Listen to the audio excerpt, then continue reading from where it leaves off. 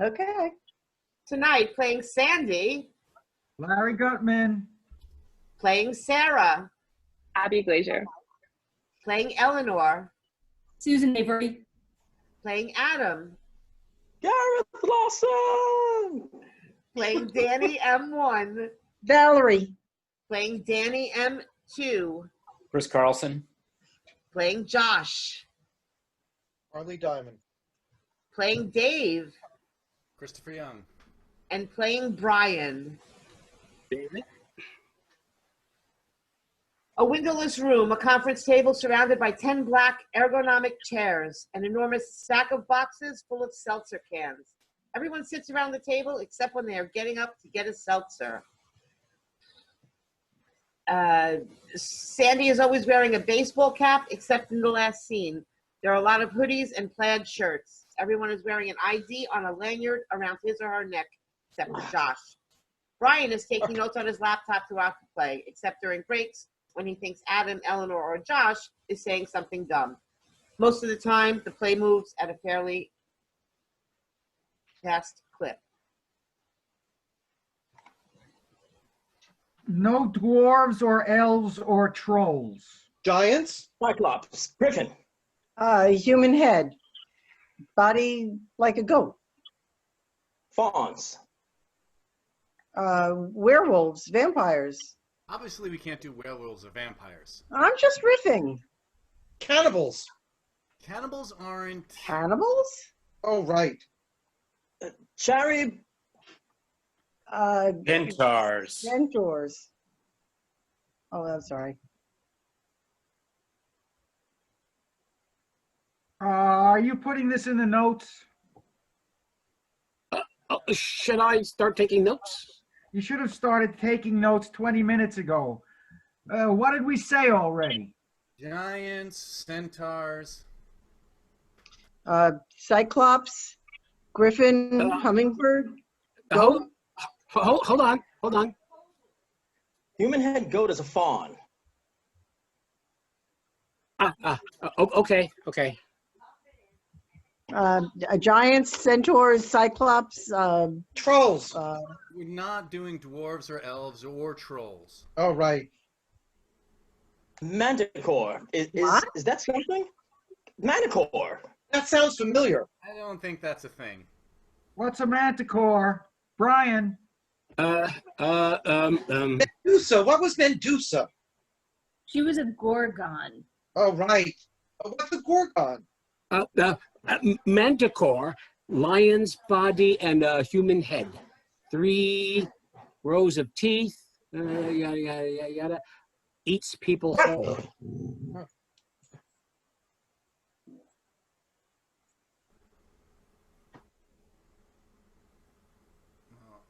I've never heard of that. Gorgon, a female monster. The name derives from the ancient Greek gorgos, which means awful creature. Any one of the 3 sisters who had hair made out of living venomous snakes. Medusa was raped by Poseidon, so Athena got jealous and made her super ugly. Large gorgon eyes represented by spirals, concentric circles, swastikas, fire wheels, and other images. Swastikas? What site are you looking at? A number of scholars interpret the myth of Perseus and Medusa as a quasi-historical sublimated memory of an actual invasion. No to gorgons. What else do we have? Well, I'm Icelandic. You are? You're Icelandic? My dad is. And there's a bunch of like weird Icelandic monster stuff, but I don't know if it's that interesting. Well, my sister just got back from Iceland. Iceland is like very hip these days. Yeah, she showed me this picture that looked like a screwdriver. Oh, sorry, screensaver. There's a rainbow waterfall like an eagle. Oh. Wait, it's 11:30 already? I thought we could start with Tanika. Oh, great. Has everyone met Sarah? Hey, you already know these idiots. Hi, Sarah. Hi, Sarah. Hi, guys. And then this is, oh, well, the new people should just say their names. Josh. Adam. Also Danny. I guess you'll be Danny M. Well, but I'm Danny M. Oh, fuck. That's weird. Someone needs a nickname. Flasheroo. What? Well, I want everyone to call me Flasheroo. Fuck yeah, Flasheroo! Hi, I'm Eleanor. Hi, everyone. So today we're ordering from Tanaka, which is Sandy's favorite, but feel free to send any requests in the future. I mean, it needs to be close-ish, but in this kind of weird neighborhood, so we're always looking for good new places, and it doesn't need to be that close. Just write down whatever you want on the sheet, and Don't be shy about ordering a lot of food. yeah, order whatever you want. And let me know if there are any snacks you want that we don't have. You got great snacks, Sarah. Excellent snacks. Oh, good. Thanks. I got your favorite. We have a lifetime supply of. What's your favorite? I'm addicted to smart food. Could we get green apples? What? Could we get green apples like Granny Smith's and some almond butter? Sure. Yeah. Just email me about it so I don't forget. What else? Oh, does everyone have their IDs? Well, they wouldn't give me one. Why not? They said there was a problem with my paperwork. Oh, sorry. I'll call them right now. Thanks. I'll be back for the food order in a minute. She's great. Yeah. Okay. She's the sweetest, and if you need anything, she's like super helpful. Sphinxes? What's uni again? Row. Sea urchin. Hot eggs. Oh, yeah. Oh, let's see. Should I give my first day spiel?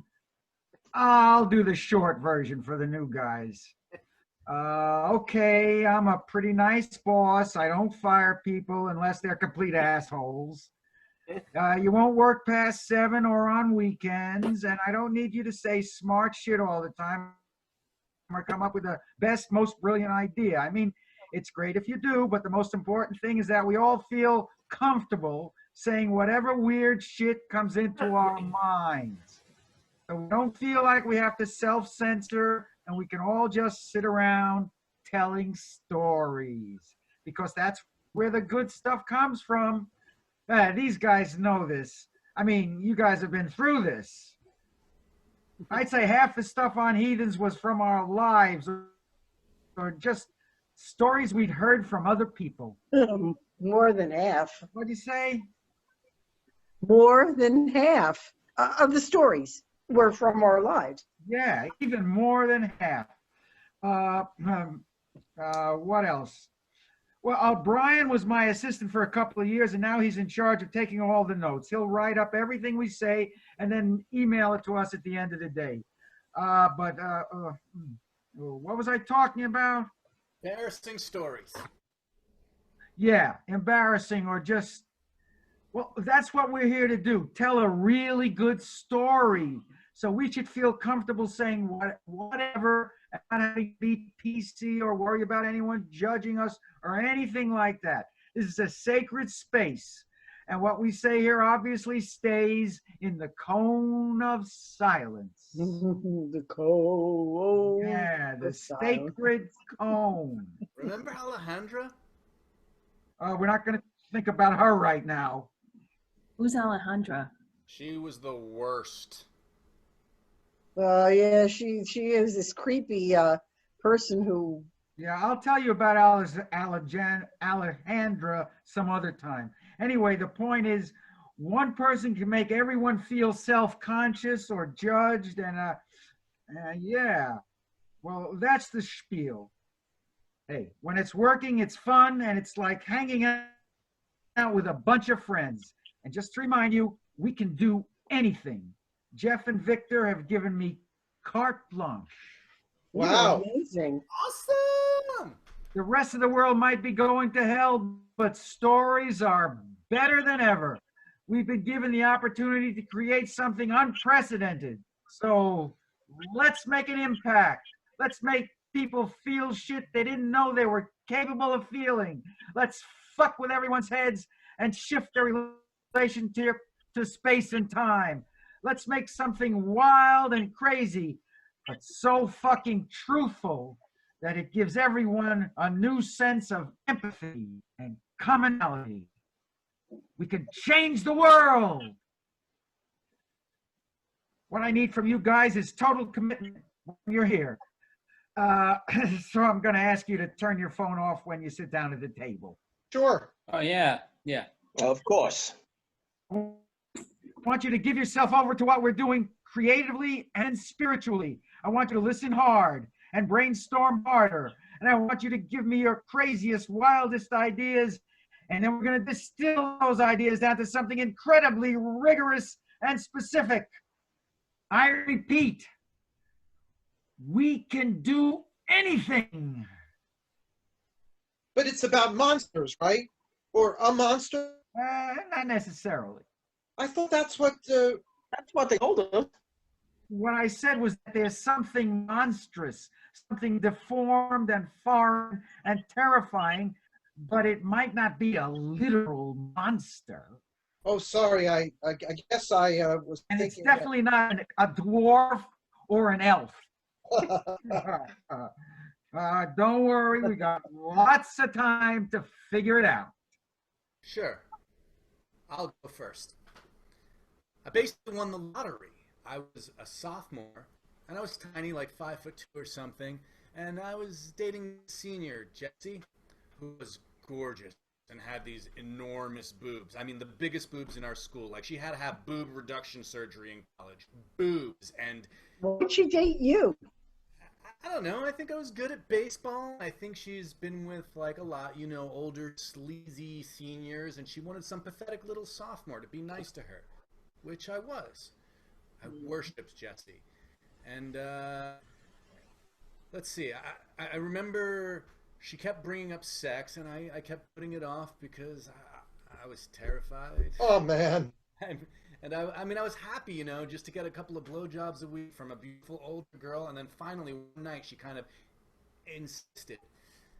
And I remember I didn't want to be one of those guys who came on too quickly. So while we were doing it, I went through my entire baseball card collection in my head, just like card after card, trying to see if I could remember them all.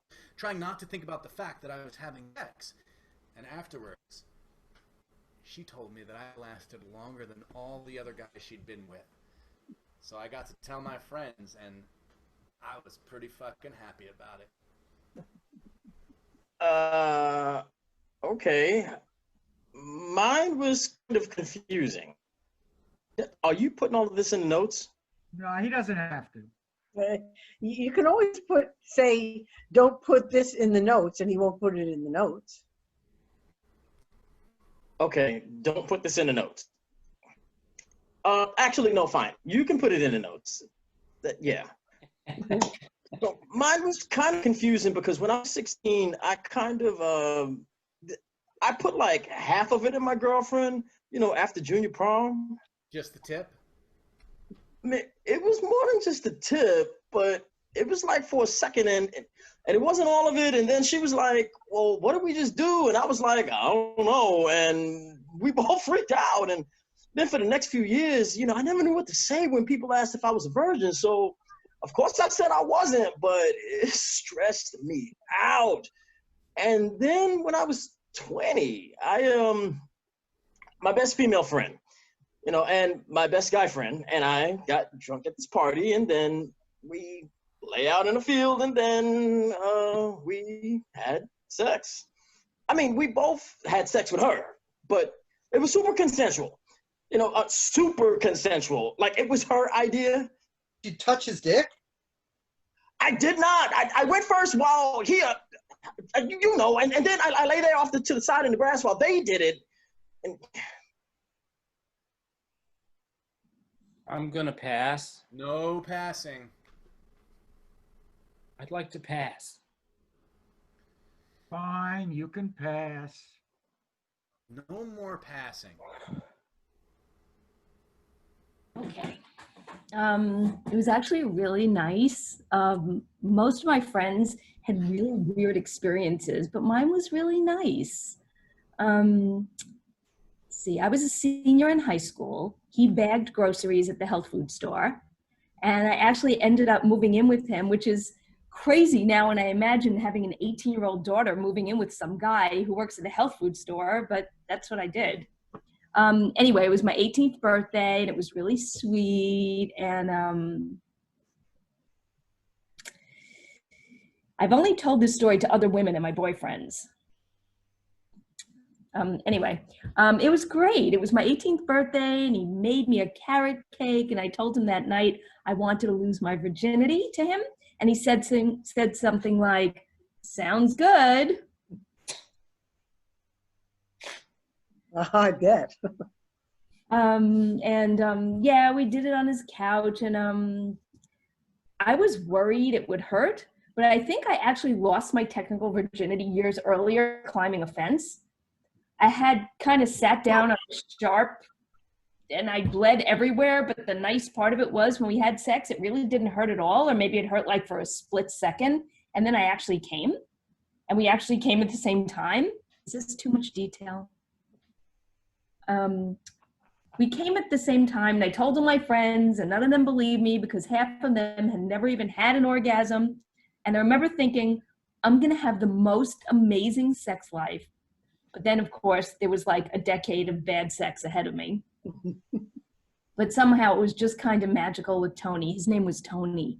I think maybe it was the way his penis sort of bent upward. Ring, ring. Well, I gotta get this. Was that a bad story? They were all eating Thai food except for Eleanor, who is spreading almond butter on a sliced green apple. Brian is looking something up on his laptop.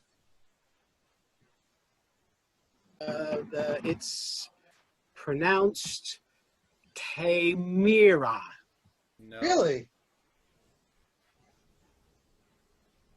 Brian checks on something on the website. The computer robot voice says Chimera. Huh. Chimera, chimera, chimera. Okay, enough. They go back to eating, and after a while, All the women in my family are a little bit monsters.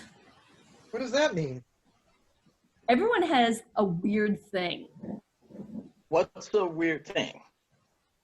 Well, my sister has 2 uteruses, and I have gills. That's impossible. Gills? You don't have gills. Yes, I do. All fetuses have gills, but mine just stuck around. They're tiny. Holy is that? shit. That little line?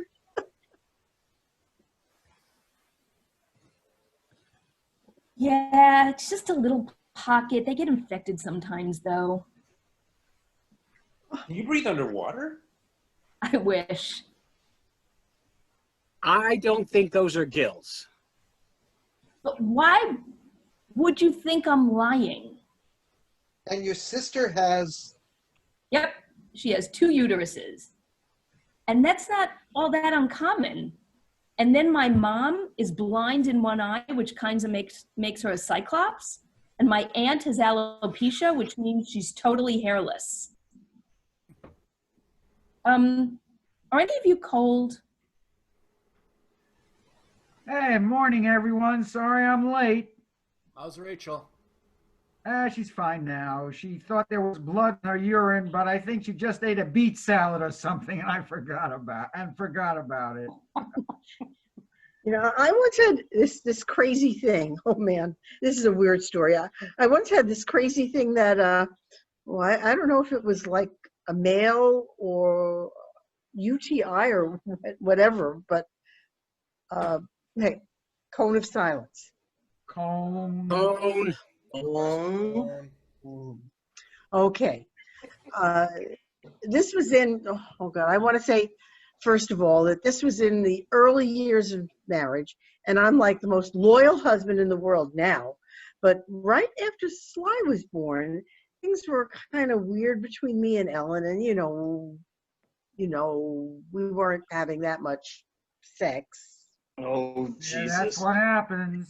Yeah, but more than that, we were just kind of disconnected, and I felt like she hated me. And okay, right, cutting to the chase, I started sleeping with other people. Well, that's not true. With this other woman, this woman I worked with, I'm going to say this again: cone, cone, cone, cone. Oh, Cone. Oh, no. Anyway, we're having this really hot affair, and we were friends, and we were crazy attracted to each other, but we like both knew we weren't in love, and we were both married, and we convinced ourselves that we weren't actually cheating on our spouses or like disrupting the sanctity of the marriage, and blah blah blah blah blah, and we just fucked in the ass. If I just fucked her in the ass, Wow. This is good. This is good stuff. well, so we did that for a while. I mean, that's what we did. you never fucked her? Well, I never did. Well, okay. And this was the first and last affair I ever had. So I just want to say for the record that I have never actually had vaginal intercourse with anyone other than my wife since marrying my wife. Okay. So anyway, we're fucking like once a week. Yes, having incredible anal sex like once every week or so. And one day I pee, and it really hurts. It just really hurts to pee. Huh. Oh. Were you using a condom? Well, I was not. So it was what? Gonorrhea? Oh boy. And I don't know what it was. I get so terrified that I have an STD and then I'm gonna have to tell Ellen, and so I just go into denial mode. So I stopped fucking this woman at work, but I also stopped fucking Ellen because A, I'm in pain, and B, I don't want to give Ellen this STD, or it just starts getting worse and worse. And it's like peeing razors, and it's not getting any better. And my dick is like, well, how much detail do you want? Yeah, lots of detail. Depends. Oh Well, Jesus. my dick starts oozing this kind of yellow stuff. Like I'll find just like a drop of yellow oozy pus just sitting on the tip of my dick, and I'm totally freaking out, and I'm too scared to go to the doctor because he'll ask me about the kind of sex I've been having. And then one afternoon, Ellen isn't home, and I realized I haven't jerked off in like 2 weeks because I've been like running around behind Ellen's back and pretending I'm not in excruciating pain. And anyway, I'm home alone one day, and for the first time in a while, and I know I shouldn't because I'm sore and I probably will make it worse, but I start jerking off. Oh, no. So I jerk off, and then I come, and when I come, it's like the most terrifying thing I've ever seen. I basically come blood. Oh! No! I come this like enormous amount of jizz and blood and pus, and it hits the shower wall, and it's the most disgusting thing in the world. It looks like someone was murdered. And I run to the kitchen, and I get these paper towels, and I start mopping the blood off the wall. And while I'm mopping the blood off the wall, I suddenly realize I feel fine. I feel fine for the first time in weeks. Why? How is that? Well, like somehow whatever it was inside of me just needed to come out. It felt like I felt like totally normal again. And I thanked God that I never fucked this other woman again or anyone else except my wife. So you never found out what it was? Nope. And your wife didn't get sick? Nope. That's a good story. Yeah. What you said actually reminds me of this thing. Mhm. I mean, I don't know if this is totally relevant. Um,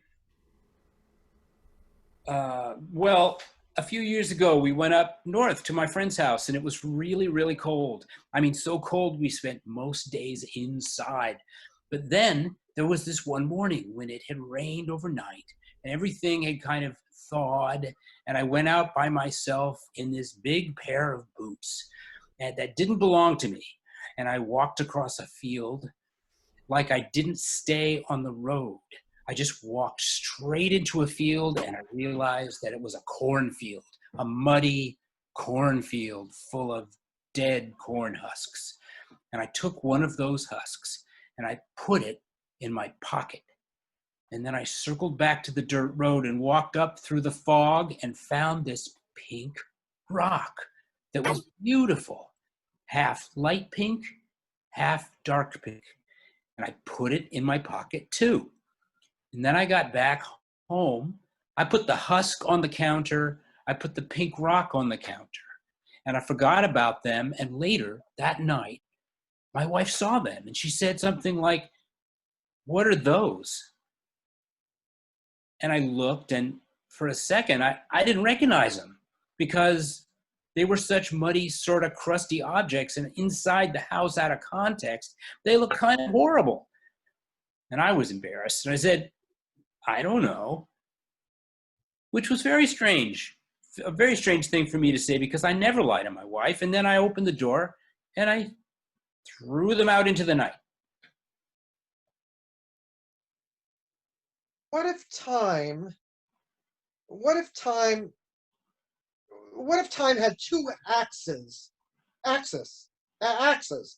How do you say that? Axes. Oh, time had two axes, horizontal and vertical. Like, how do you all see time? Do you see it horizontally? No. Yeah, like I see a line going from left to right. Horizontally. I see it kind of vertically. I see it like a spiral, like vertical, but it's cyclical. It's kind of like a series of loops, but it's moving in one direction. But from up to down, not down to up. Yeah, up to down. I have no idea what we're talking about. How do you see time? Well, I don't see time. Time is not something that you see. No. But listen, okay, let's say time has a vertical axis and a horizontal axis. It goes like this, but it also goes like this. And let's say there are certain things, certain events that if they happen on the horizontal axis, Ooh, he's lost his mind. please, just let me get this out. There are two kinds of time, vertical and horizontal. And if something happens in horizontal time, it's not permanent. You can reverse it. Like one of them is the time that we think of when we think of normal time that's moving forward and you can't go back. But then there's another kind of time. And if you do something in that kind of time, you can, it's more flexible. I like it. Thanks. Why do you think time is like a spiral? Because I guess I just see it spiraling in front of me. Because certain things happen over again, like certain patterns, but it's always going somewhere. But then there are these repetitions, and you always think the you in the past is stupid and the you in the present is smarter. But actually, you might just be in a different part of the circle, and in a couple of years, you'll be back at the same spot again, but just farther down, farther ahead. You know, kind of spiral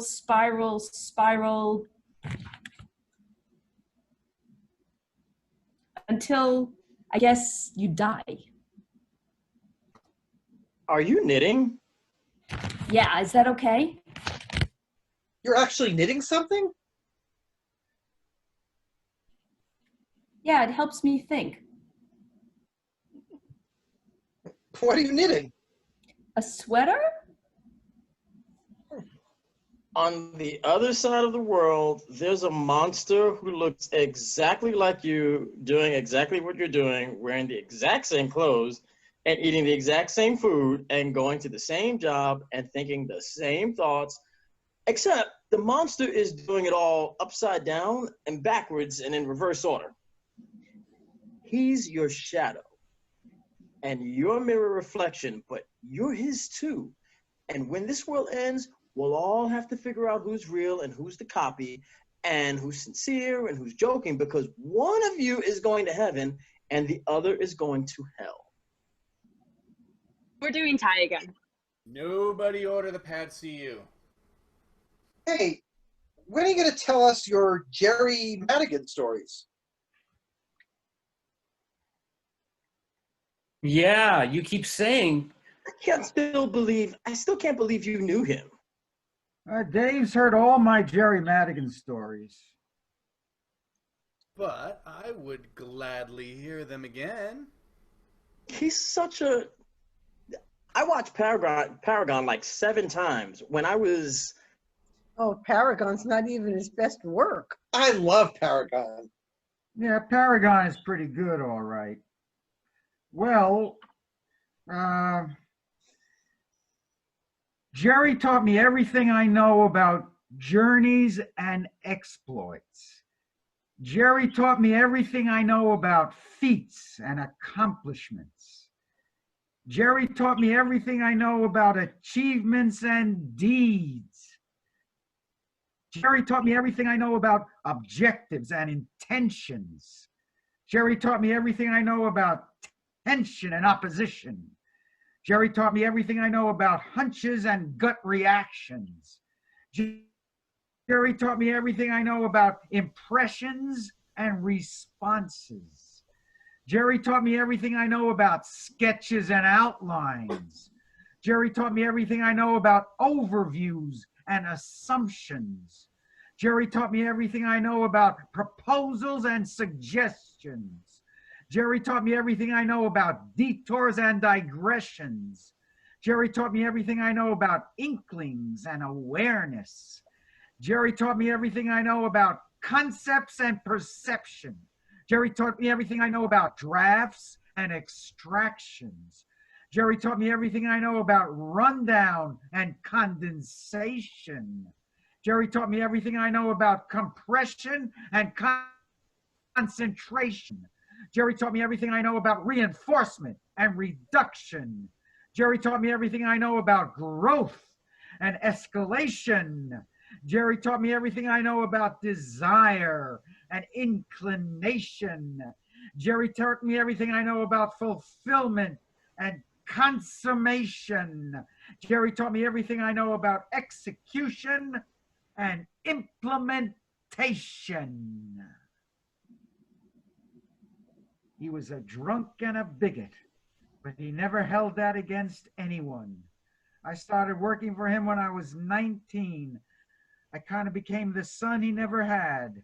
He loved women, but he didn't want them around when he was working. He was the funniest fucking fuck I ever met. I started by getting him coffee, and then I started taking notes for him, just like Brian does for me. And then I became his editor and then his business partner. No one knew more about storytelling than Jerry. He could diagnose your problems in 2 seconds. I brought my first story to him, and then he took it apart like it was a broken watch and then put it back together again, and it started ticking. Do you remember if He'd grown up in a poor Irish family. He had some anecdote about rats in the drinking water. I don't remember it exactly. His father was a mean mean bastard, and used to line Jerry and his sisters up in a row, and they'd have to pick the piece of wood they wanted him to beat them with. Jesus. He never studied with anyone. He didn't finish high school. He developed his system all on his own. And let me tell you, that shit is foolproof. You can apply it to pretty much anything in the world. And is it just His book changed my life. It's a great book. Tell him that thing that he used to say about the boats and how, What do you mean about boats? well, like if it floats, don't, well, I can't remember. If it floats, if it fucks, or, Oh, yeah. If it flies, floats, or fucks, rent it. Wait, will you say that again? If it flies, floats, or fucks, rent it. Oh. As opposed to? Buying it. Ah. Oh, yeah. Huh.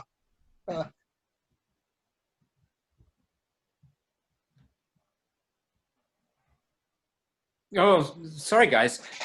I still don't. Let's take a 10.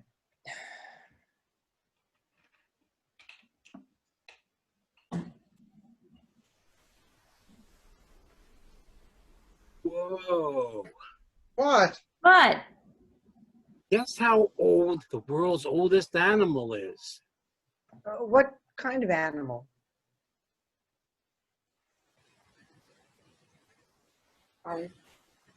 What kind of animal? Sure, Yes. a turtle? turtles live a long time? A shark? Well, that's interesting because a shark is mentioned in this article. They just discovered a 400-year-old shark off the coast of Greenland, but that's not the oldest. 400? Oldest animal in the world is Ming the clam. She's 507. Dang! 500 and... That's insane. That's insane. How do they know how old she is? Hey, she's Icelandic. She told him. Yay! How do they? I mean, how know how old? She's an Icelandic ocean quahog.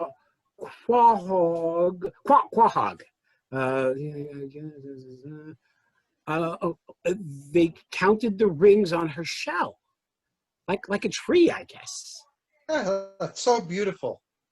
But oh shit, they killed her.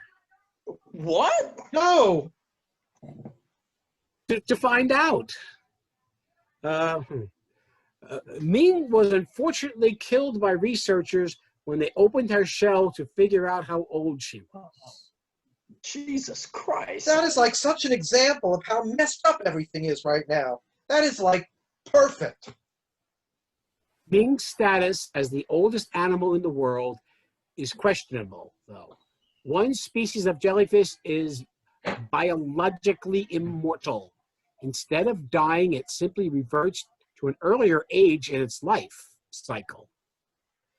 This means that there is no theoretical limit to its lifespan, but also that it is impossible to verify its age. What the fuck? Wow.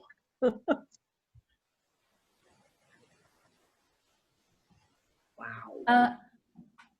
Hi, yeah. I know I'm being bad. I'll put it away in a second. It's my mom. It's not like fun texting.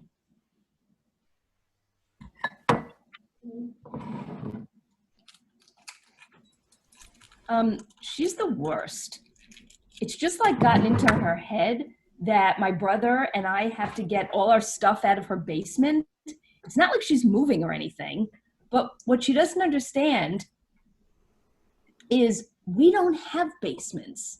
We don't have houses with basements to put all our boxes. If she wants to get rid of all of our childhood drawings and papers and toys, she's just going to have to throw them away. So,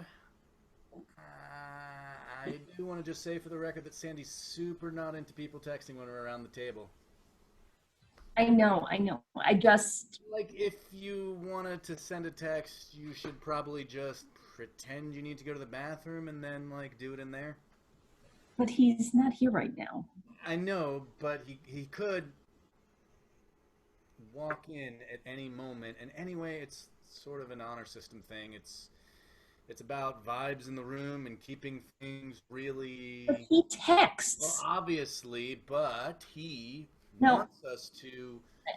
No, I get it. It's just a weird thing with my mom. I won't do it anymore. That smells like farts. It does? It smells like an egg. Eggs have kind of a farty smell. Maybe. Morning, everyone. Sandy's running a little late, but he should be here any minute. Oh, I have one thing for you to sign. Oh, really? I know. I think we're really close, though. What is this? Did they all have to sign this? Did It's you all a have to sign this? non-disclosure agreement. Wait, what is this? It's a non-disclosure agreement. But I already signed a non-disclosure agreement. This is a different, like a supplemental in case. I don't remember signing anything like this. Yeah, I think it's just when the system gets, when it doesn't recognize somebody, they get a little suspicious so that there's a lot more paperwork. Great, thank you. Do you know when I'm going to get my ID? Have you still not gotten paid? Hi, everyone. Hi. Hey. Morning. Hey. Rachel's dealing with another medical thing. Oh, no. Poor Rachel. Everything okay? Yeah, she's fine. Her ovary just tied itself in a knot and then exploded. Whoa. Oh, no. Sounds worse than it is. She'll be fine. Worst thing that ever happened to you. Sure. I'll go. My dad shot himself in the face. Oh, my God. Really? You know the story? I don't think I do. My mom's mom died that way too. I told you this. That's awful. I don't think you did. My mom's mom shot herself in the face when my mom was 17. My mom was the one who found the body. Flash forward 30 years, and I'm in high school, and my mom wants to leave my dad because among other things, he's a schizophrenic, although she knew that when she married him, so I don't get what the big surprise is, but anyways, she wants to leave him, and after 20 years of marriage and totally loses his shit, and he makes this sick threat that if she leaves him, he'll kill himself the exact same way that her mom did. And she's like, long story short, she doesn't take him seriously. She packs up all her shit, goes to a motel for the weekend, and then she comes back to the house to visit me, but I'm staying at my uncle's house, and she walks into the living room, and what do you know? My dad has kept his word. Shot himself in the fucking face.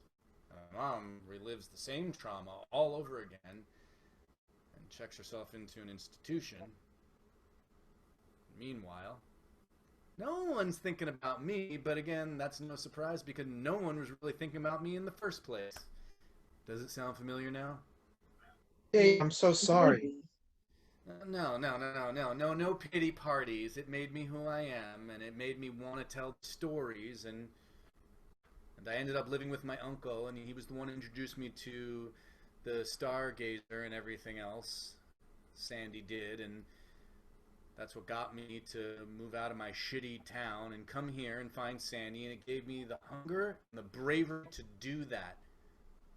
And now I've got a great job and a decent apartment and a beautiful girlfriend who's like a normal, sweet person. And I never have to go back there again or talk about any of those people. So ultimately, as fucked up as it sounds, I'm thankful. So I guess maybe it's the worst thing and the best thing. Biggest regret? Penny. Let's see. Biggest regret. I guess I Not you, always- Flatteroo. The other Danny. Oh, me. Sorry. I get, Biggest regret? let me think. Well, this one summer when I was a teenager, I lived on a farm, and I had a lot of little jobs, but one of them was putting the chickens to bed at night. There was a lot of foxes roaming around, so it was important to get all the chickens in the little chicken house by sundown and lock the door behind them, and then turn on the electric fence. And most of the chickens would be in the chicken house already by the time it got dark. And they'd be sleeping. And I gotta tell you, there's nothing cuter than a bunch of sleepy chickens nestled up together, all plump with their eyes drooping shut. But yeah, there would usually be a few stragglers still wandering around, and the guy who gave me the job told me I was supposed to pick up these stragglers and put them in the chicken house. But for some reason, I was terrified of picking up a chicken. I loved them, but the idea of grabbing them and, I don't know, I pictured them pecking me or clawing me or I accidentally hurting them. Maybe part of it was I actually wanted to pick up the chickens very badly.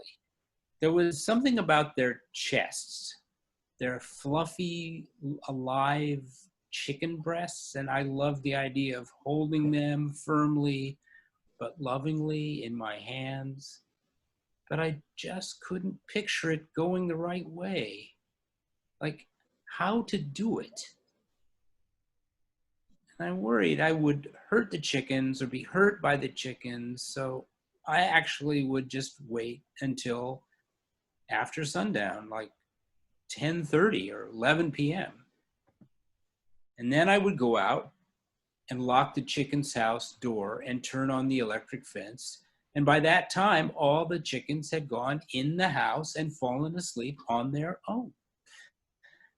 But I was really playing with fire because the fox could have come before then. I mean, something really bad could have happened in that 2-hour window. But I was so scared of picking up a chicken that I didn't tell anyone. And I took that risk every night. Luckily, no chickens died that summer, but they could have. So I guess my regret is that I just didn't ask someone to give me a tutorial on how to hold a chicken. That's your greatest. But nothing bad happened? But it could have. And I guess that's what it's about, is that in this sense, I've always had that there's some secret, there's some kind of thing in this life I don't fully have access to. Maybe it's a specific kind of joy, I'm not sure. And that summer with the chickens, I really do feel like if I had just picked them up, something would have changed me, and my life might be very different now.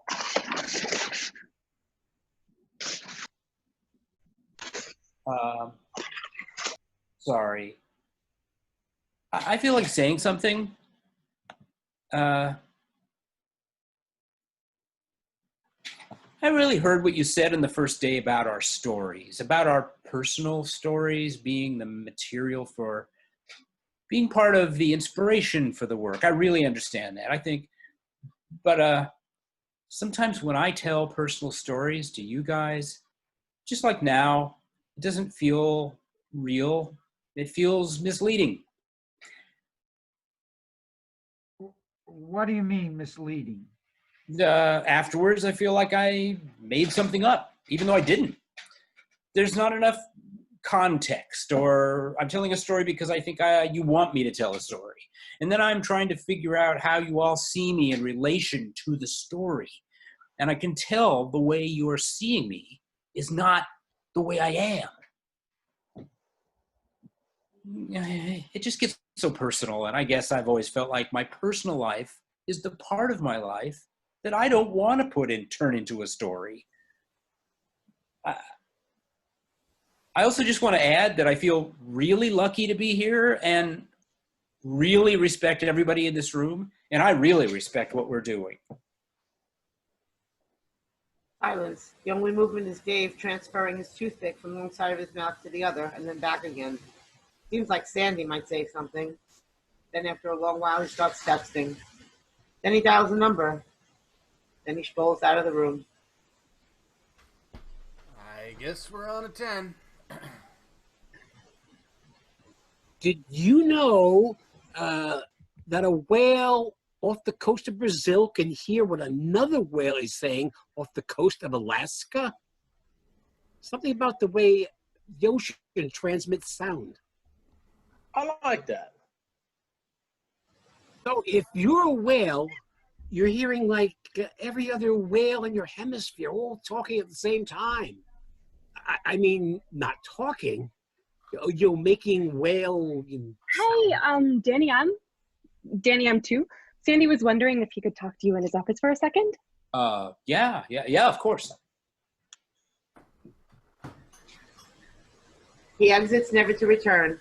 They all sit there worried, except for Dave, who was throwing pieces of smart food up in the air and catching it in his mouth. Sandy's back. And so the only way to kill the monster is to find his heart. But his heart is on an island on the other side of the world. And on that island, there's a church, and inside the church, there's a well, and inside the well, there's a duck. And inside the duck, there's an egg, and inside the egg is his heart. So you enter his cave. So if you enter his cave, you're probably not going to make it out alive.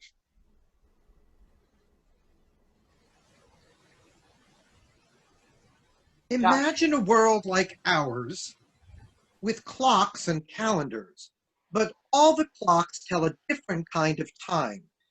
You know how there are certain insects and they only live a couple of days, but those days must go by so slowly, you know, because they're like literally a lifetime. Yeah. Okay. So imagine a world like ours, but the time the clock is telling is, well, so a day could actually be a century, like the clock face is measuring years.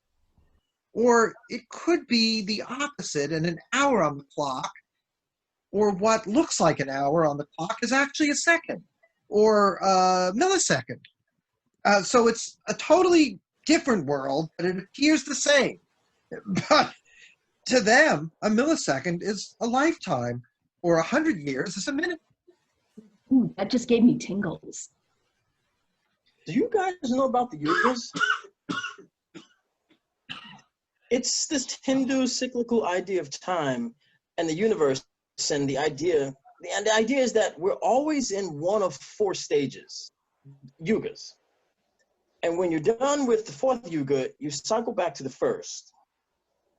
And each yuga is like hundreds of thousands of years long, and each one is worse than the one that came before. Like right now, we're supposedly living in something called the Kali Yuga, which is, it's the most like demonic, fucked up age you can be in. And at the end of this yuga, the universe will return to some like primordial ocean state, you know, for the length of all the past 4 yugas combined. And then everything will start all over and people will be like nice to each other again. Yeah, yeah, cool. I mean, that's a little different from what I was saying, but yeah, that's cool.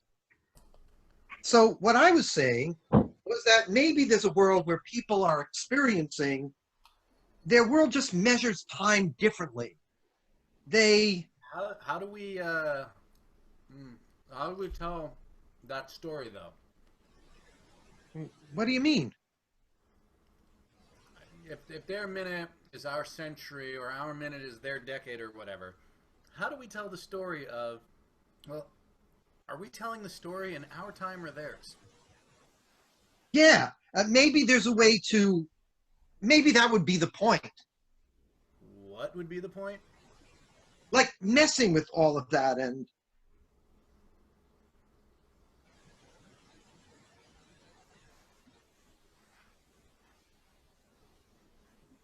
Abby, you're muted. Oh, sorry.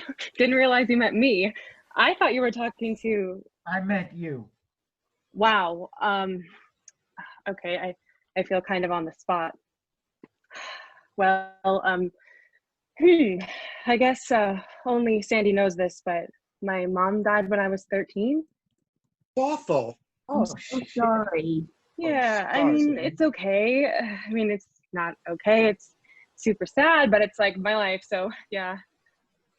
Anyway, I kind of had this crazy experience like 1 year after she died. You really want me to tell them about it? Well, my dad remarried pretty quickly, and my stepmother and I didn't really get along. She was this well, sort of make-up-y, like, she came from a lot of inherited wealth. And my mom was like, she was a social worker, and she and my dad were always just like trying to make ends meet. And then 6 months after my mom dies, my dad remarries, and suddenly we're like living in this big house on the other side of town. And I'm supposed to be really excited about it, but it just feels like, I mean, the house is big and creepy and lonely. And my stepmother already has 2 daughters, and one of them's in college and the other one is around my age. And like, she's clearly like this popular girl who goes to private school, and she clearly hates me. And she and my stepmother are super girly. Anyway, wait, you guys really want to hear this? This isn't boring? Keep going. No. No. Okay, well, at one point my dad went on a business trip, and I was like alone with my stepmother and my stepsister for 2 weeks. And one night my stepmother was cooking dinner, and she said she didn't have rosemary for this lamb stew she was making. So she asked me to walk down the street and go to this little blue house at the end of the cul-de-sac, and to ask the old woman who lived there if she had any rosemary that we could borrow. But like, I was scared because everyone at my school said that blue house was haunted and that the old woman who lived there was a witch. So I'm standing in my bedroom trying to decide what to do when this doll my mom gave me right before she died starts talking to me. And the doll says, "Don't be afraid. Just do what you're told, but don't forget to bring me with you." So I walk down the street, and it's like dark and kind of creepy. And when I get to the little blue house, I realized for the first time that the fence that's always just seemed like painted plain white wood to me is actually made of bones. And on top of every post is a human skull. Ring, ring, ring, ring. Ring, ring, Oh, ring, shoot. ring. Ring, ring, ring, ring. That's Ring, Jeff. ring, I ring, should ring. get it. Did Jeff say he was going to call? He said later today or tomorrow. Ring, ring, ring, ring. I'm gonna get it just in case. Ring, Sorry, ring, ring, guys. ring. Hold on one sec.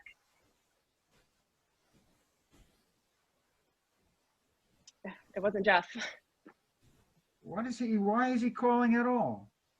I think he wanted to check in about the schedule and see if there's like any way he can. Check in about the schedule. There's no problem with the schedule. We're on schedule. Great.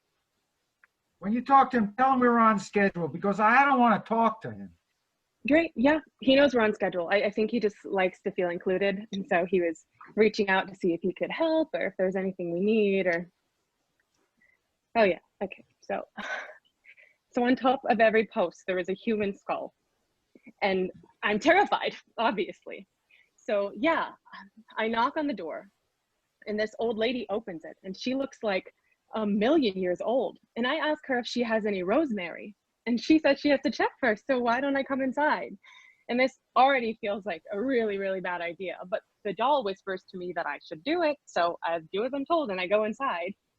And so I go inside and it's basically like my worst nightmare.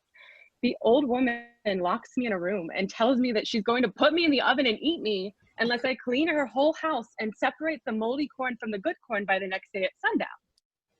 Oh yeah, so she has this like enormous vat of corn kernels. Maybe I forgot to mention that. It's like an impossible task. So I'm freaking out. And then the doll says to me, go to sleep. Morning is wiser than evening. So I go to sleep, and in the morning I wake up and the old lady has gone off to do errands and my doll has suddenly like amazingly cleaned the whole house. And so separated all the thousands of moldy little kernels from the good kernels of corn. And when the old woman comes home that night, she like can't believe it. And she gets really mad because she was planning on eating me for dinner. And then she gives me another task for the next day. So now I have to clean every single kernel of corn until it's shiny and bright, and I have to do so before sundown. It's another impossible task since there are like tens of thousands of kernels of corn. So that night, the same thing happens. I cry in my room, and then the doll says, go to sleep. Morning is wiser than evening.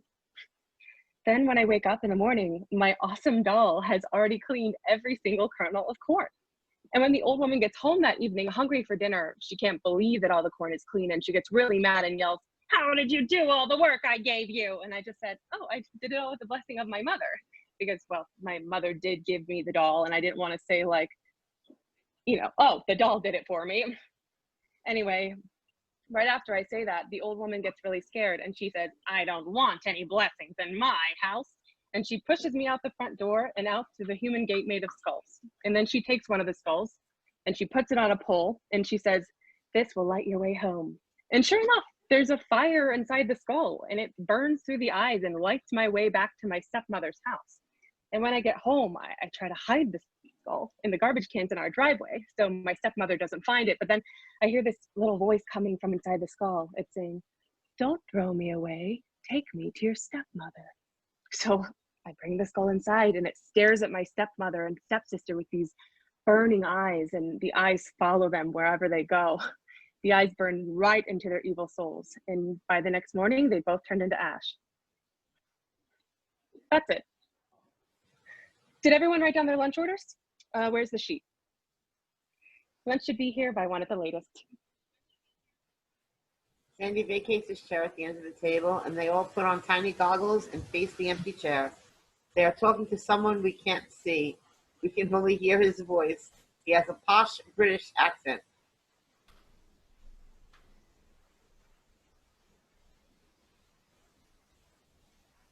Is there no Max?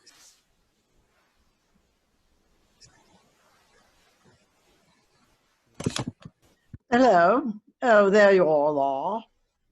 Hi. Hey. Hello. Hey, so nice to meet you. Why don't you all introduce yourselves? Hey, Max. You know me. Dave?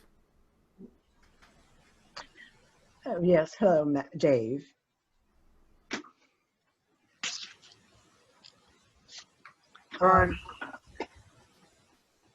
Danny, yes, Danny, I remember you. Danny, hello. Josh. Adam. Eleanor. Ryan. Brilliant. Hello, everyone. This is the team, Max. Oh, yes, yes. Well, great fun, just in every way. How are you, Max? I'm doing quite well. I'm sitting here in my kitchen, and it's finally sunny after a few days of clouds, and I'm very happy to talk with all of you. We're really happy to talk to you, too. You got a lot of big fans in this room. Oh. Well, you already know how we are to work with Sandy, and I just want to say, Sandy, how lucky I feel to be embarking on another journey with you. Heathens was such a success in every way, artistically, financially. We're thrilled you want to make something else with us. I'm thrilled too. I'm thrilled too. Yes, yes, yes. I just wanted to check in with what you all are thinking. I obviously want to give you a lot of, but we're all eager to know that what you're cooking up in Well, that. Max, it's only been what, 5, 6 weeks, so we've been doing a lot of talking, a lot of getting to know each other. You know how I like to break everyone down and make them tell me stories from their childhood and yeah, yep.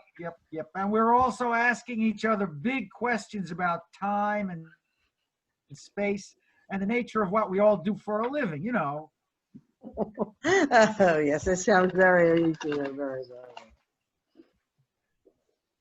So we're asking questions like, what would communication look like without time?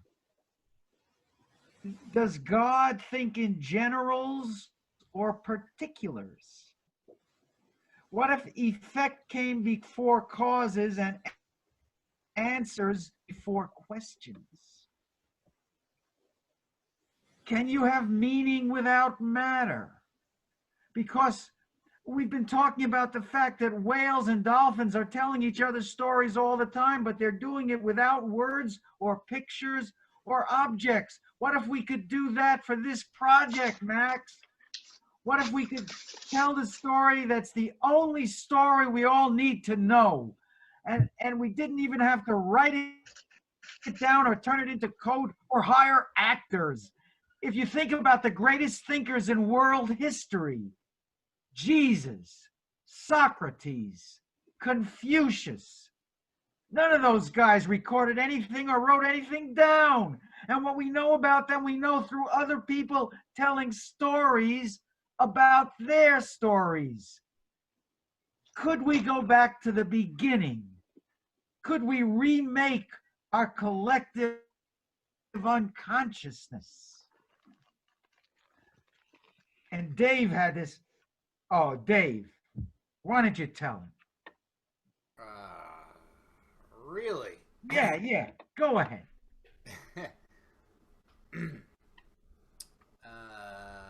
Well, Sandy can tell you I see everything, including time, in terms of circles and spirals, in terms of loops. I'm the loopy guy. And then so Sandy and I have been talking about a story that's a kind of Ouroboros, a snake eating its own tail. So there's a point at which, without realizing it, you come back full circle and picture this. Picture this visual. You actually encounter yourself, but from behind.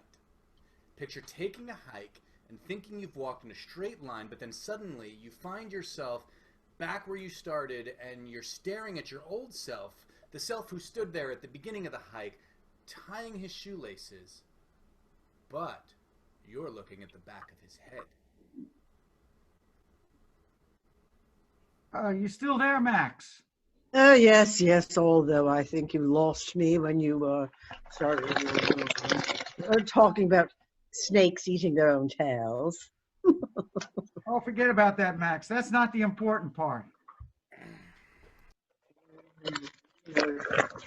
Heady stuff. Say that again. It sounds like you're getting into some Yeah, we are.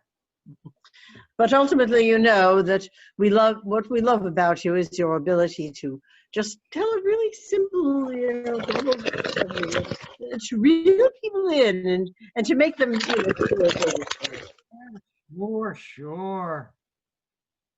Well, you seem like a lovely group. Yeah?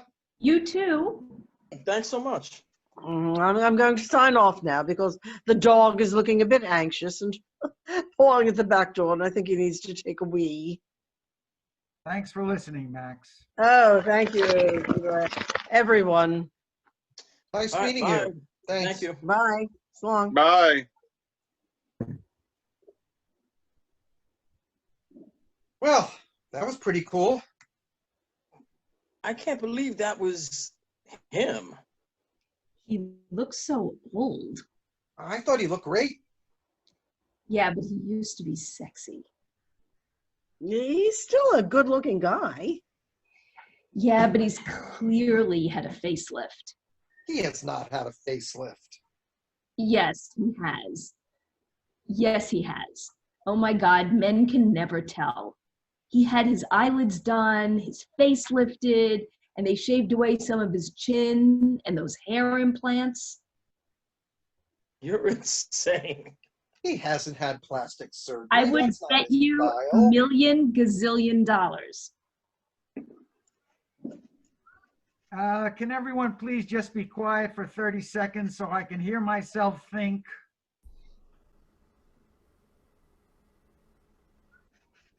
Well, where do I begin? Well, first of all, the things she said never had anything to do with the things we were talking about.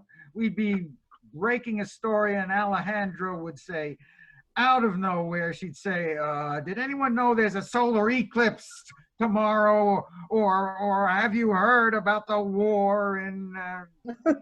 she had insane dietary restrictions, but not just about what she ate. Like she couldn't be in the same room as certain what was Barbecue sauce. Barbecue sauce. oh yeah she couldn't be in the same room as barbecue sauce. Once I had barbecue sauce on my sandwich and she smelled it and ran like puking to the bathroom. Yeah, how many sick days did she take? 13, 14. She was gone like one day every week with some crazy mysterious illness, so then when she came back, we'd have to spend like an hour filling her in. You know, and everything offended her. Everything offended her. Yeah, she would just say about everything, that's offensive. No, remember she would say, I'm sorry, that's... I'm sorry, but that's offensive. Yeah, that's what she sounded like. She knew I couldn't fire her. She made it clear that if I fired her, she'd start trouble. But she was also in love with Sandy. I don't know about that. Oh, she was in love with Sandy. She was always offended, but she was always flirting with everyone. Yeah, she would talk about how she was so unhappy in her marriage. She would say it point blank. We'd all get here in the morning and she'd say, I'm thinking about leaving my husband. Just like that. And we're putting up with her craziness. Like, okay, whatever. This woman is crazy, but we're just going to put up with it and not say anything. And then HR calls. It was so bad. One day HR calls and says, someone in the room is feeling uncomfortable. Someone is feeling like it's a hostile work environment. Yeah, that was the phrase, hostile work environment. And I was like, is it Alejandra? Because she's always bitching about how offensive everything is. And they say they can't answer that question. So the next morning when everyone gets here, very politely, I'm like, look, guys, I got a call from HR. And they say one of you is saying it's a hostile work environment. Let's talk about it. Let's just be direct and talk about it right now as a group. And we'll figure it out and make it less hostile. So just speak up and tell me what's bothering you, and we'll talk about it. And no one says anything. Everyone's just looking at me, including Alejandra. No most awkward moment ever. And I say again, let's talk about it. Just tell me what's bugging you. I say, and I make direct eye contact with her. And she says nothing. She just stares at me. And I'm like, okay, well, unless someone says something to my face right now, I'm going to assume we're all happy clams. And please, for fuck's sake, don't go ratting on me to HR. If you have a problem, come talk to me. The same goes for all of you, by the way. Of Yeah. course. I'm a nice guy. I can take it. Just don't rat me out. And then, And then the next day, she doesn't show up. She just doesn't come in. And I assume she's sick because she's always sick. But usually she calls Sarah to tell her. But this day she doesn't call and no one has any idea where she is. So Sarah calls herself and there's no answer. And we're like, okay, weird, fine, but she'll just show up late. But she never shows up late. And Sarah tries her again at the end of the day. Hey, Sarah! Alejandra, how many times did you try her that day? The first day she didn't come in. Oh, 3, 4. And you sent her emails too, right? Yeah, I was really worried. Yeah, so Sarah sends her all these nice emails. Thank you, Sarah, that's all. Tries her and gets no response, nothing. And did her phone go straight to voicemail? Yeah. And her phone goes straight to voicemail. And we're all like, well, weird. And my first thought is maybe she decided to quit after I made my little speech, which honestly was a relief to me since she put such a huge damper on the creative vibes in the room. a huge damper. And there was no way I could have fired her without getting in trouble. So I think, well, okay, good. This job wasn't for her. Maybe she's going to, amicably quit. And then a few hours later, we get this panic call from Jeff. And I'm suddenly worried she's suing me for sexual harassment or something crazy. And then Jeff said, Alejandra's husband is wondering where she is because she didn't come home. She didn't come home the night before. What?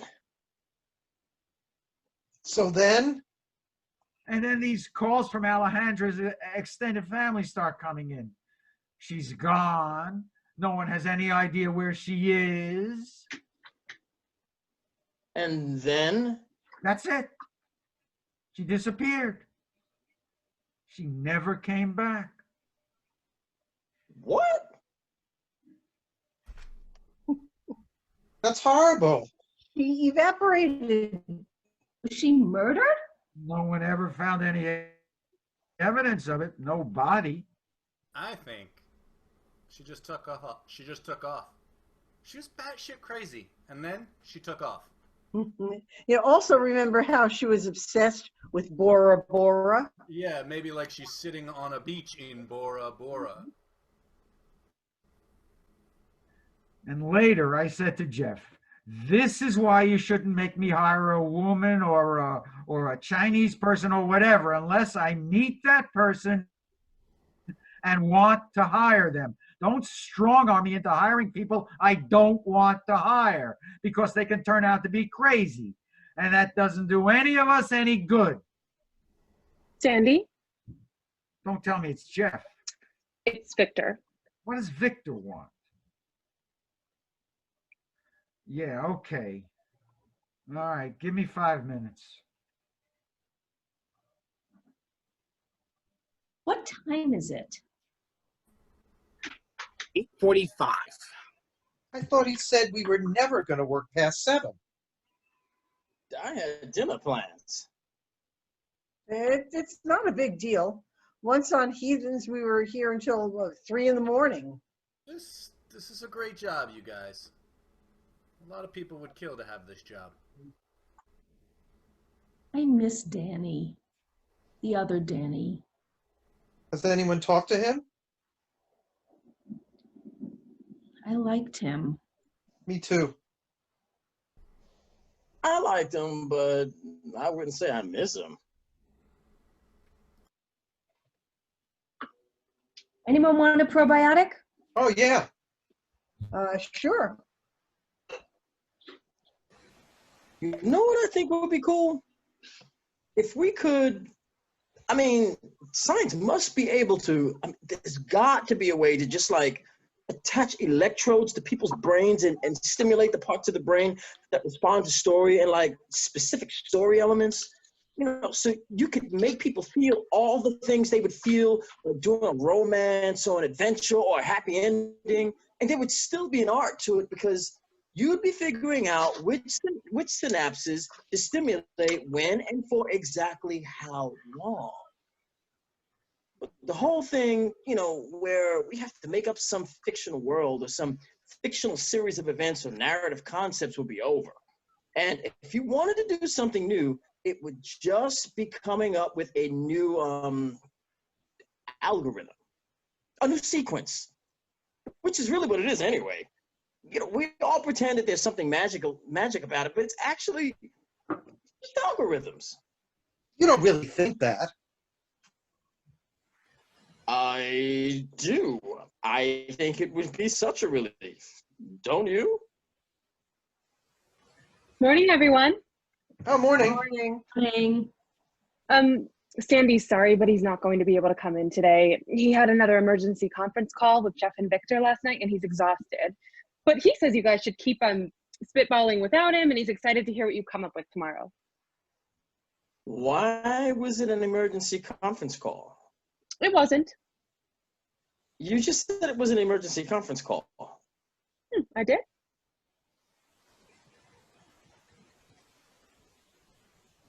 Oh, I don't think that's what I said, but that's so strange. What did you mean by that? Well, sometimes certain stories, I mean, Sandy's a genius, but sometimes not all of his stories work out. What does that mean? Well, sometimes they get canceled, or sometimes he pulls the plug on them. Pulls the plug? Sometimes he realizes the idea isn't right, or the room isn't right, and he pulls the plug. Were you in a room that where the plug got pulled? But the room before, my first room with him, was brutal. I shouldn't be talking about this. Almost everyone was fired. And then he pulled the plug. You were the Sarah to that room, right? How do you know if he's going to pull the plug? Are there warning signs?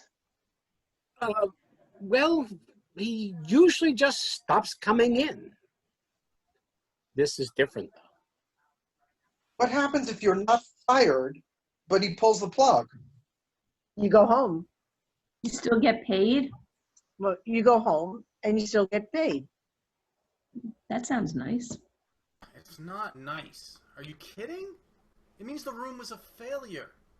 It means you were all working together for months for nothing. It means you wasted Sandy's time. It means you wasted everyone's time. We're all so lucky to be here. It took me years to get here. And I'm not interested in wasting time. Hey guys, Sandy feels terrible about this, but it's the twins' birthday today, and they're having a treasure hunt with other 100 kids, and Rachel isn't feeling well, so he's just not going to be able to make it today. But he says to tell you, hey guys, I have really sad news. Sandy's therapist died. Oh no! Oh my God. That's so sad. Yeah, so he's not going to be able to make it in today. Of course, I mean, he should... They're not sure when the funeral is happening yet, but I'll know more in...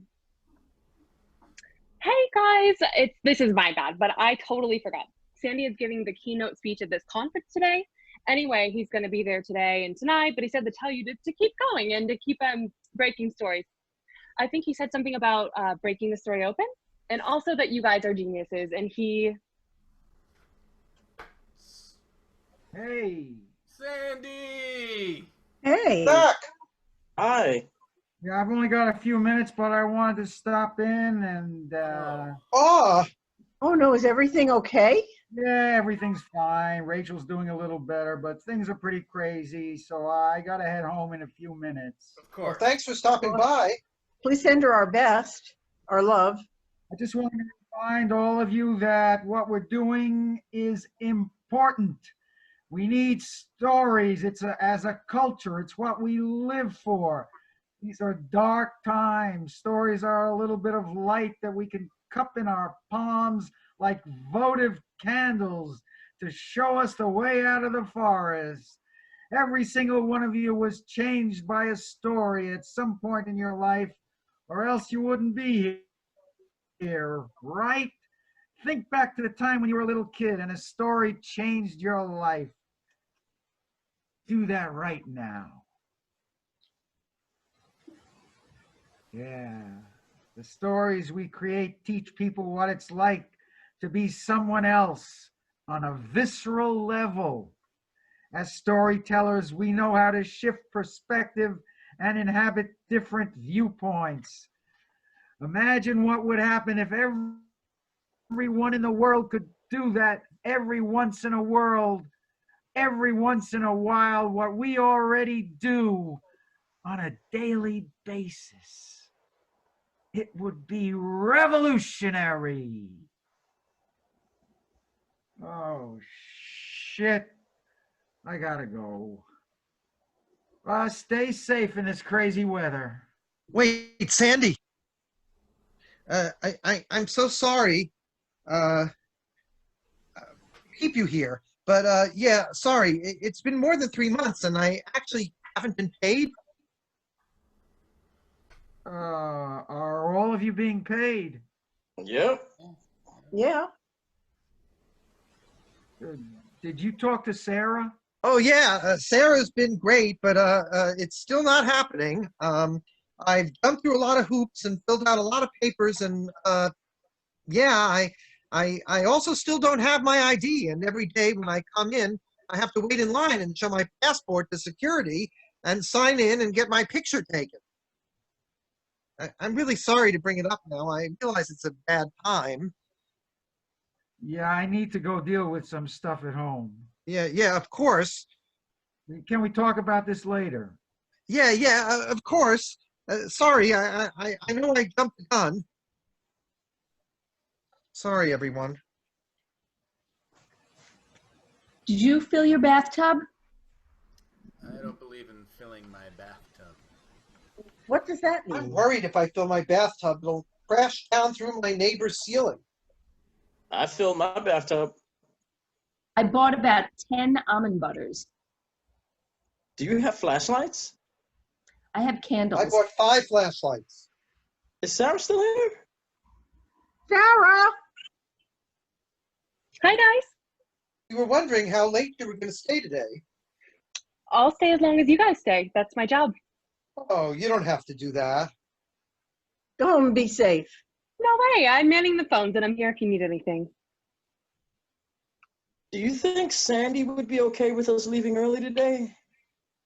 Well, I know he was hoping you guys could hang around this weekend just because we're behind schedule and Jeff is freaking out a little bit. So it would be great to have some ideas to show him on Monday.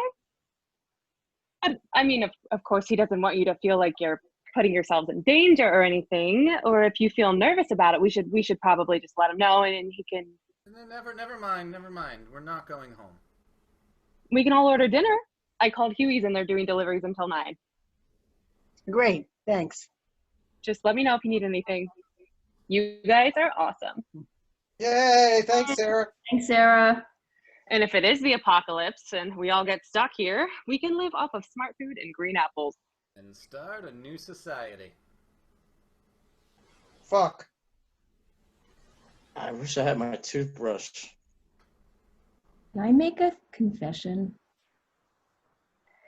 I feel a tiny bit excited. There are 7 types of story in the world.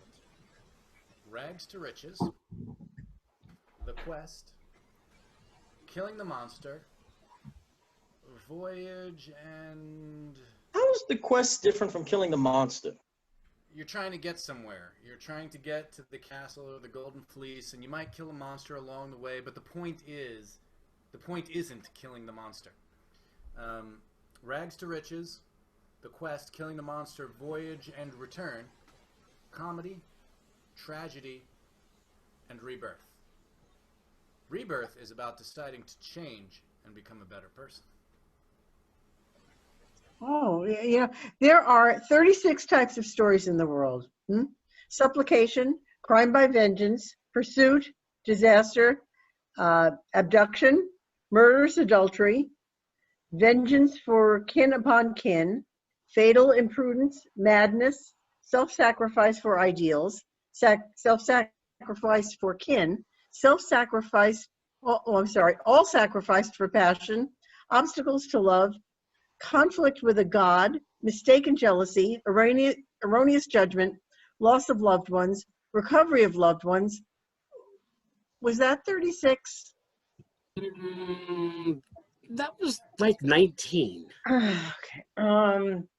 Rivalry of superior versus inferior, ambition, an enemy loved, and murderous adultery. There are 10 types of stories in the world: a threshold crossing, a brother battle, a dragon battle, dismemberment, crucifixion, abduction, a terrible storm, a night sea journey, a wonder journey, or a journey into the belly of a whale. You make a sigil when just wanting something isn't enough and normal chaos magic isn't working. Actually, sometimes wanting something is bad because then you're like ego driven and you get anxious and afraid of failure. So you have to create a symbol or a mantra that you can put all your energy into and then forget about. So for instance, let's say your wish is, I want to meet a succubus in a dream. Then you write it out phonetically. I want Nesaduk Ubisina dream. Yeah. I wa namidasuk ubisina. Oh, I get it. Then you remove the letters you don't like. Wa namasuk ubis. And then you rearrange those letters. Or Casima Subius. Cusiman Subius. Then that's your finished mantra, and you forget everything else. Kusiman Subis. That's not our wish.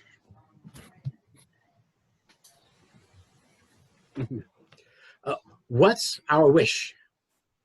To make Sandy proud. To make a fuckload of money. Come up with the right story. We want to come up with the right story. We want to come.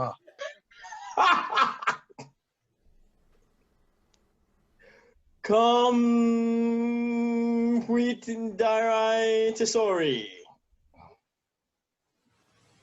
We want to come up with the story.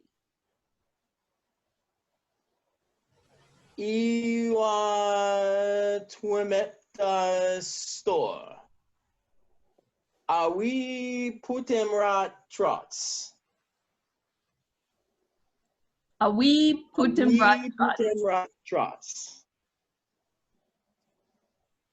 Are we putem rat trots? Are we put him right? trots? Are we put him right? Are we put them right? Are we put them right? Are we put them right? Trots. Are we Putum Rod? Trots. Are we knock of nookies? Trot. Are That's- we Putum Rod Trots? That's the chaos sphere. It means when you want to tap into the powers of the universe and shake off human limitations, you have to stop worrying about being nice. You have to embrace chaos and darkness. You have to be willing to perform monstrous acts. I think I just heard the rain. I don't think you'd be able to hear that from here. They're all sleeping except Brian. He watches everyone sleeping for a while. Then he takes an animal skin out of his bag. Maybe it's the head of a bear or a wolf attached to a skin, and Brian wears it over his head like a cap and cape. Then he takes out a small thurible of red liquid. Then he steals one of Eleanor's probiotics and empties it into the liquid. He then removes his shirt, takes out a small dagger, draws a small amount of blood from his right shoulder, puts that onto his thurible too. Then with the tip of his finger, he writes the following symbols on his chest and stomach in red. He does a very small and subtle series of prayer gestures. It is almost a dance, but not quite. Then,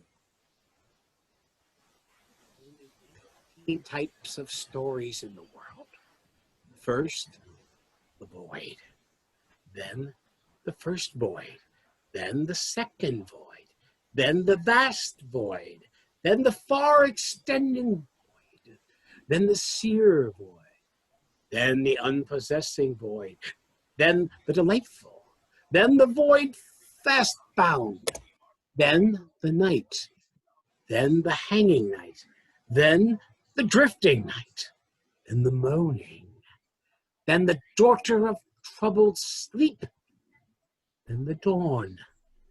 Then, the abiding day. Then, the bright day. Then, space. he puts his shirt back on, sits down, and sleeps. One distant thunderclap, then silence. Eleanor wakes up. She's a little scared. Maybe the lights briefly flicker off and on. Alejandra? Sandy says that this feeling is inevitable. Sandy says that this horrible, hopeless feeling is the feeling you get right before it happens. How does it happen? We just have to resist the urge to sleep or go home, and we have to keep talking, telling each other stories, and eventually it'll become clear.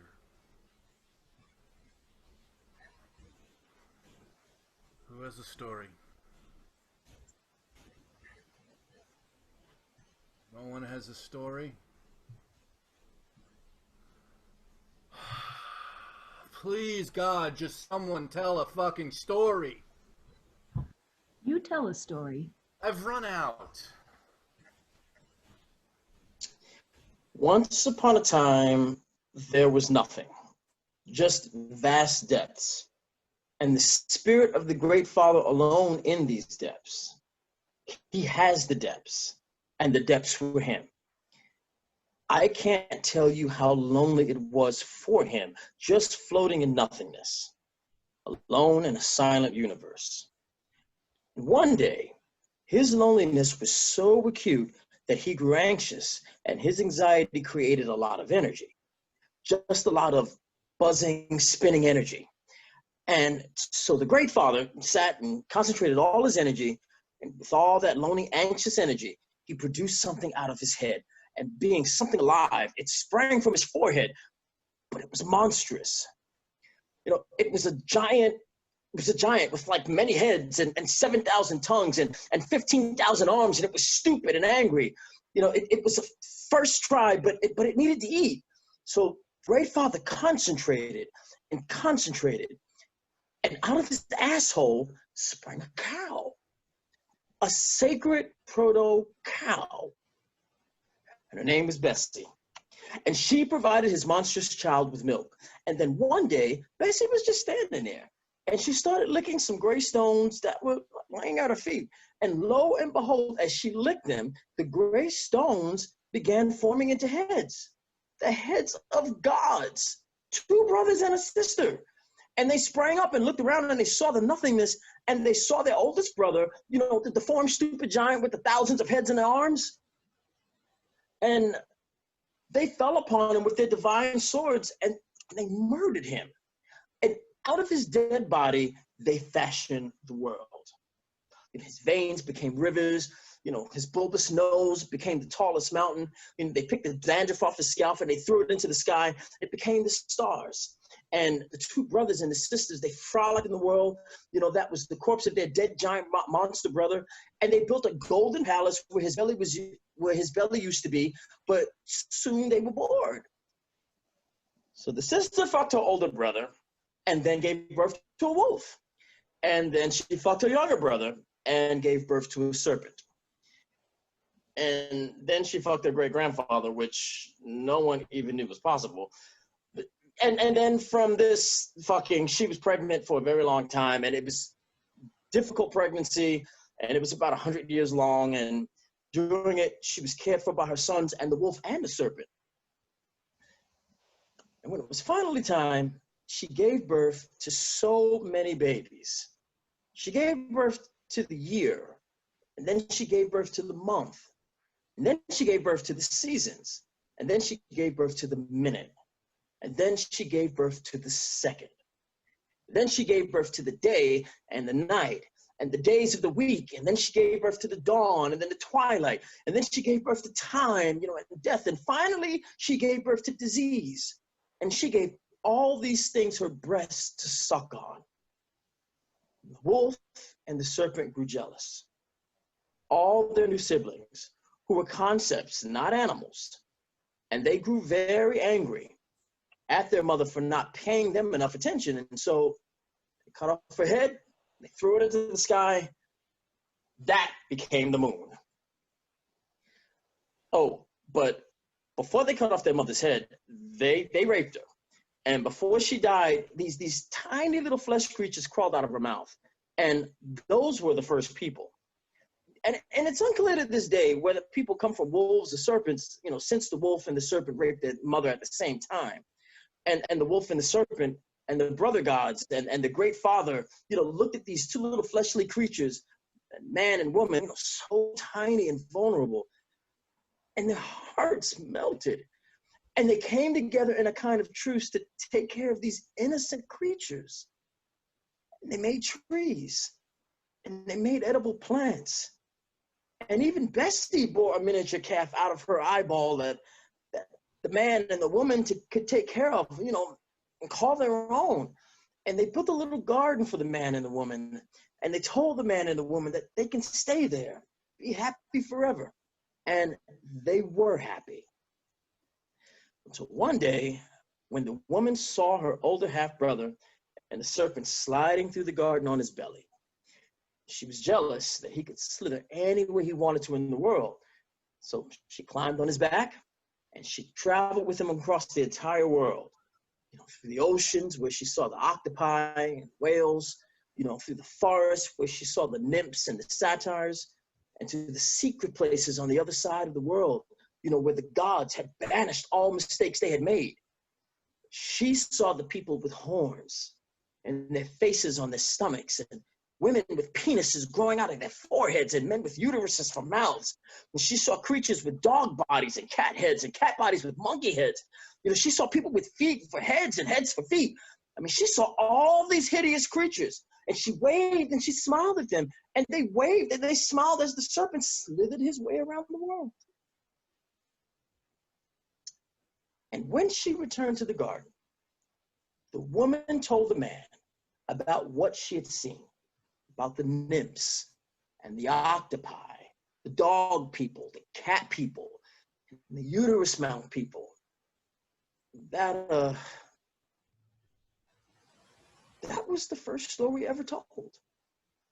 But there were... Hold on. I'm sorry to interrupt, but are you really not taking notes on this? What? Are you fucking kidding me? You haven't been taking notes? And why haven't you been taking notes? He never takes notes when it's me or Adam talking. Sorry, I don't feel so good. I'm really nauseous. Well, I don't give a shit. You're supposed to be writing down everything, and this is the only interesting thing only interesting anyone except me has said in the past 4 months. Sorry, I feel like I'm. Jesus Christ. Oh.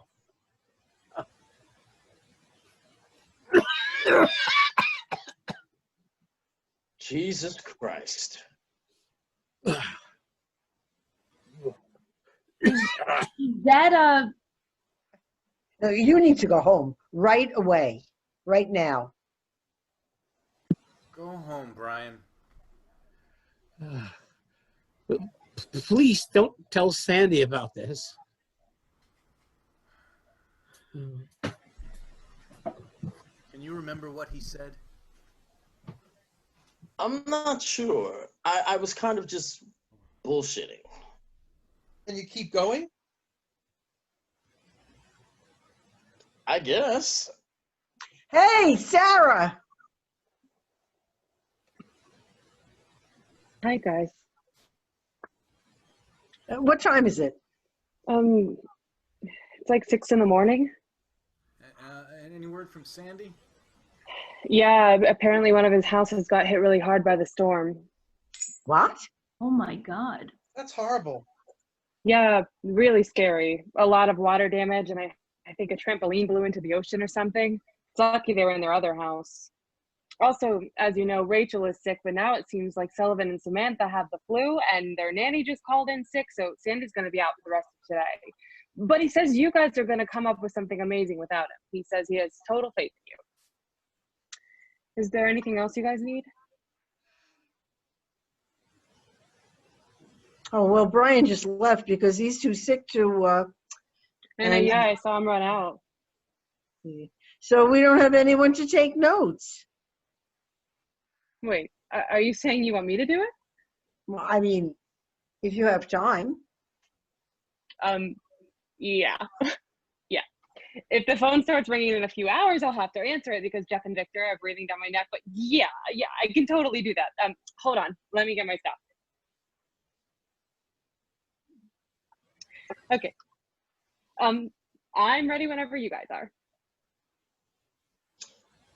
I don't remember what I was. And that was the first story ever told. Oh, yeah. That was the first story ever told. But there were spies in the garden. 2 crows named Chewy and Cha-Cha. And they heard the woman's story, and they flew back to the gods and told them what had happened. So the gods punished the woman by giving her pain in childbirth and Periods? periods. And they told her never to leave the garden or tell stories again. But late at night, she would whisper stories into the man's ear anyway. And soon the man and woman grew so preoccupied with telling stories that they neglected the plants in their garden. And then the gods turned their backs on humans and invented war and watched generation after generation people kill each other and then tell each other stories about it. And eventually the wars reached the friendly, peaceful penis head monsters on the other side of the world, and they were wiped out completely. I guess that's it. I might be able to remember the first part if I go home and get some sleep. Yeah. Well, maybe we can take the rest of the weekend off and then show this to Sandy on Monday. I mean, he seems pretty preoccupied. I won't say anything. God. Awesome work, you guys. Thanks.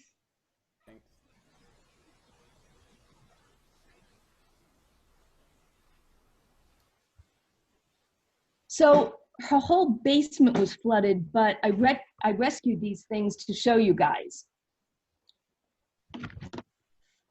My secret diary from when I was 9? It's locked. Yeah, that's why it's a secret diary. It says keep out.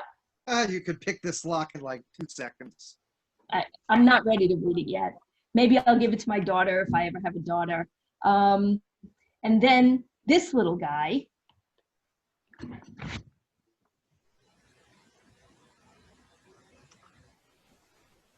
That's Elvis. He couldn't believe my mom. I couldn't believe my mom still had him. This is his little bed. I thought it would be funny to bring him. Remember? No dwarves or elves or trolls. Oh yeah, no trolls. And guess who this is? Aw, So sweet. Little Eleanor. You kind of look like a monkey. I know. This is a witch's head I made when I was 6 from carving an apple and then drying it on the windowsill. Oh, wow. That's Yeeks. terrifying. These are the first stories I ever wrote. Well, I didn't write them. Hey, everyone. hi. Welcome back. Hi. Hey! How's Uh, Rachel? she's okay. She's having a bit of a hard time. Yeah, you know, some intense female stuff. But I think she's gonna be okay. Our beach house is fucked though. Oh, we heard. That's horrible. Sorry I was gone for such a long time. It's been a wild ride. You guys come up with anything you're excited about?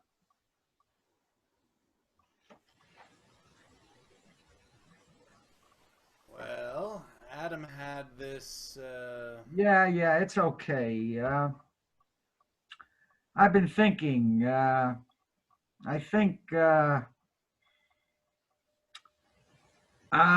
it might be impossible what we're trying to do.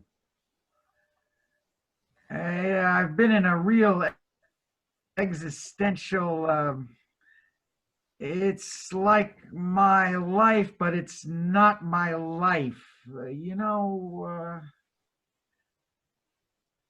I think maybe there are no more stories.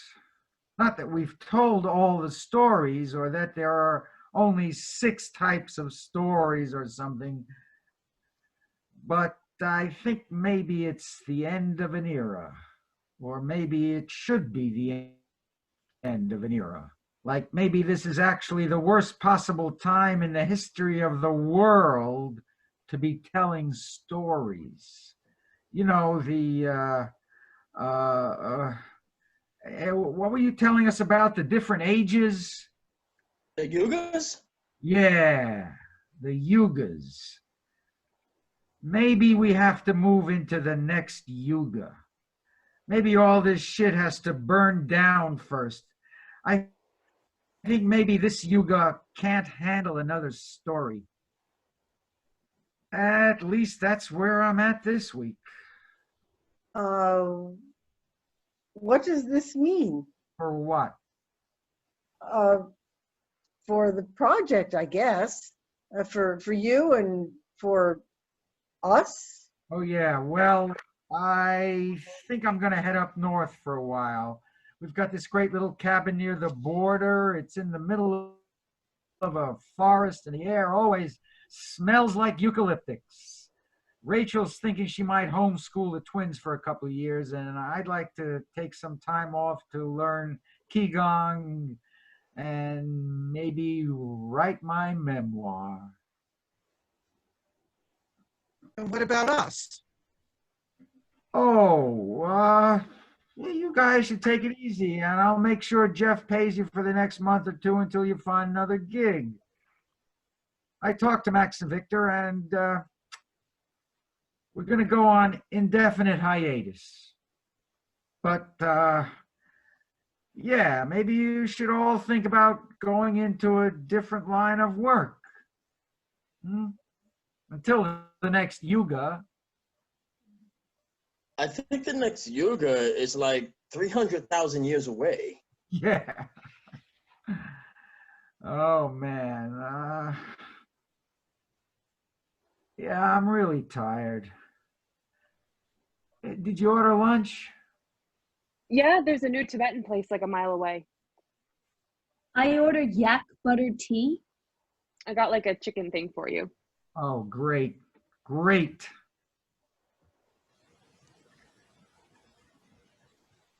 Sandy, I have to say, I'm feeling kind of. Hey, what are those? Oh, those are from my mom's basement. They were in the only box of stuff that didn't get ruined in the storm. I wrote them when I was 4. Well, I didn't really write them because I couldn't write yet. I dictated them to my mom, and I also illustrated them. You want to hear one? Sure. Let's see.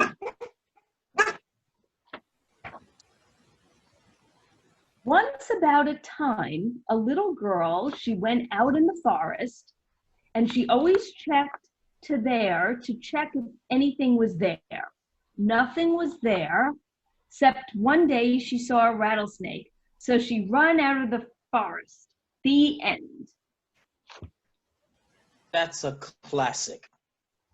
Here's the picture. Wow. Read us another one. Okay.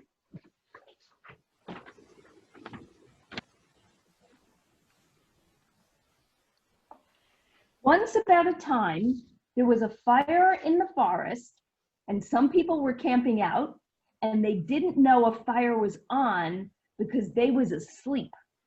So they got killed. The end.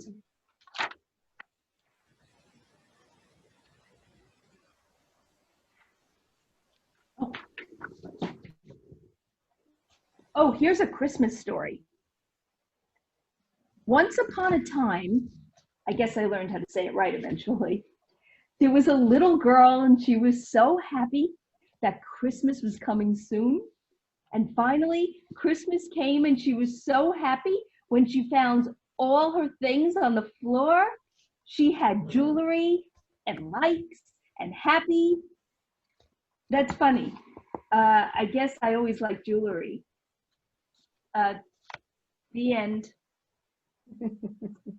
Curtain. Yay. Oh my God. What a strange play. Yeah. Harry, you killed that monologue. Did I just get catharsis? Oh, God. I want to know how Danny M1 did the garbling. How did you do that? That was very good. Oh, hi, Oh, that was really good. That's an old trick that we learned back in the days before they had picture phones and stuff. And you're going out of the office at 5 o'clock and somebody calls and you're on phone and go, we got a lot of static here. We got a lot of static here. You have to give Susan props for her props. Oh, Wow, yes. yeah. I was not prepared. Yeah, good going, You know Susan. what? I had no slimy, bloody thing for my hand. No knives, no cutting.